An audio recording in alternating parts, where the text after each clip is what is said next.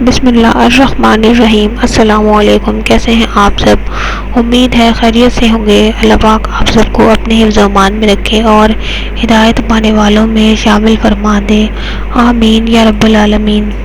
آج جو وظیفہ آپ کے لیے میں لے کر آئی ہوں وہ دشمن کے شر سے محفوظ رہنے کا اور دشمن آپ سے خود آ کر معافی مانگے گا، یہ وظیفہ ہے۔ اور وظیفہ شروع کرنے سے پہلے ایک چھوٹی سی درخواست، ہمارے چینل کو سبسکرائب کریں، ویڈیو کو لائک اور شیئر ضرور کریں۔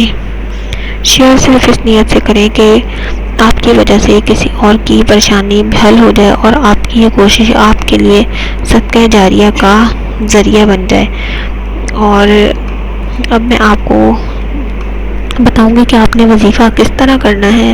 اگر آپ کا کوئی دشمن ہے جو آپ کو نقصان پہنچاتا رہتا ہے یا آپ کو تنگ کرنے کی تدابیر کرتا رہتا ہے، آپ نے کرنا کچھ اس طرح، جیسے ہی کسی دشمن کا سامنا ہو آپ نے دل میں سورہ قریش پڑھنا شروع کر دینی ہے، گنتی کے بغیر 1 دفعہ 10 دفعہ 100 دفعہ جتنی بار آپ آسانی سے پڑھ سکے آپ نے پڑھ کے دشمن پہ پھونک مارتے رہنا ہے۔